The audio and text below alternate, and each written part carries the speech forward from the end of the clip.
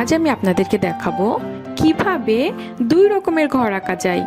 খুব সহজে দুই রকমের ঘর আঁকানো দেখাবো, তার সাথে একটা গাছ আঁকানোও দেখাবো, একটা সূর্য আঁকানোও দেখাবো। চলুন তাহলে দেখতে থাকি।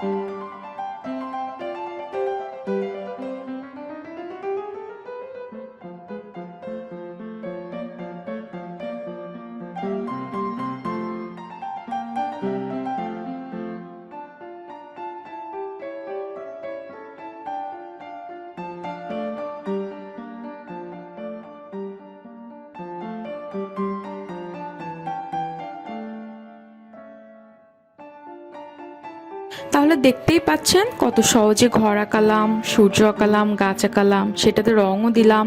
আর এটাতে রং করার জন্য আমি জল রং ব্যবহার করেছি। আপনারা চাইলে আপনাদের মন মতো ব্যবহার করতে পারেন যে কোনো ধরনের রং। এত সুন্দর যদি ঘর আঁকাতে চান, গাছ আঁকাতে চান, আর সূর্য আঁকাতে চান, তাহলে প্লিজ আমার ভিডিওটা দেখবেন।